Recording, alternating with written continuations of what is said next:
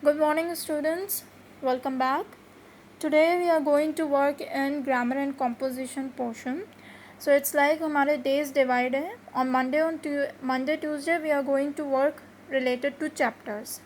And Wednesday हमारी class नहीं होती. So on Thursday we are going to work related to creative writing. उसके लिए या तो English workbook या Smart English workbook को हम यूज़ करेंगे और उसका काम हम उसी में करेंगे, बुक में ही करेंगे.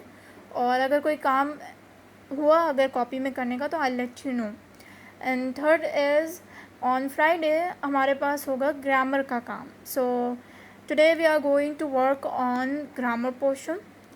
But first of all I want you know कि हम कैसे अपनी कॉपी को मेंटेन कर रहे हैं. सो फर्स्टली आपकी सिंगल लाइन कॉपी है, राइट.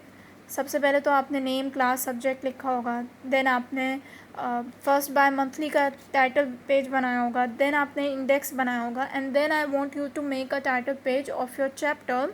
जो आपका चैप्टर है दी हिन, आपने उसका टाइटल पेज बनाना है. और उसके बाद हमने लिटरेचर पोर्शन में कोई काम नहीं किया हुआ.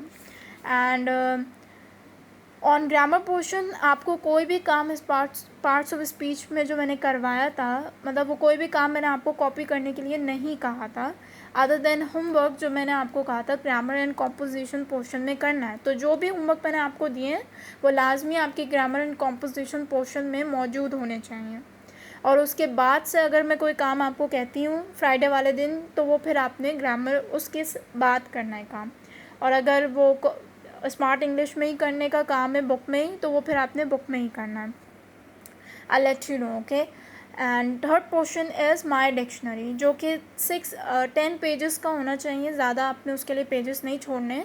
आपने ज़्यादा पेजेस लिटरेचर पोर्शन और ग्रामर पोर्शन के लिए छोड़ने. और माई डिक्शनरी में भी मैंने अभी तक कोई काम नहीं करवाया. So moving on to the main topic. तो आज का मेन टॉपिक हमारा क्या है? Articles. So let's begin. Students, please open your page number 13. As you can see, there is written grammar time, and about articles there is written few rules. Okay, a, an and the are called articles. As you all know, a, an and the हम क्या कहते हैं? उन्हें articles कहते हैं. A and n are called indefinite articles. The is called definite article. So what is the reason behind this? As a general rule, the indefinite article a or an is used before a singular noun which is countable. कोई भी चीज़ अगर countable है, for example pencils, books, तो उससे पहले क्या use होगा?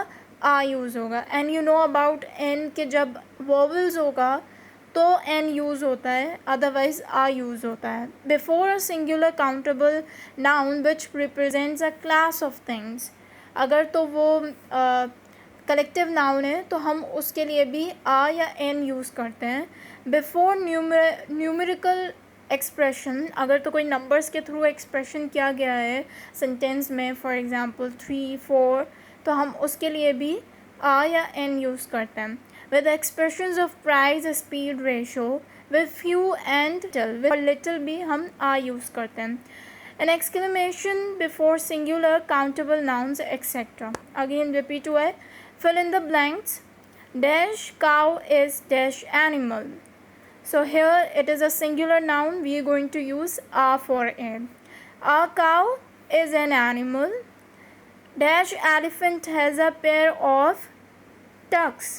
An elephant, we know that before vowel हम क्या यूज़ करते हैं? N यूज़ करते हैं. He is an engineer. A lot of time has been wasted in gossiping.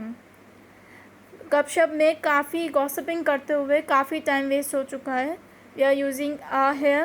A little knowledge is a dangerous thing. What a humid day, यानी कि अगर ज़्यादा गर्मी है तो we call it humid day. About 1 million people were present there. So as I told you, यहाँ पर definite indefinite article use हुए हैं. And inshallah in next time we are going to further practice articles and related exercises in your other books as well. And for your homework, I want you to make 2 sentences related to a and n. a से related 2 sentences बना लें और and article को use करते हुए 2 sentences बना लें. This is your homework.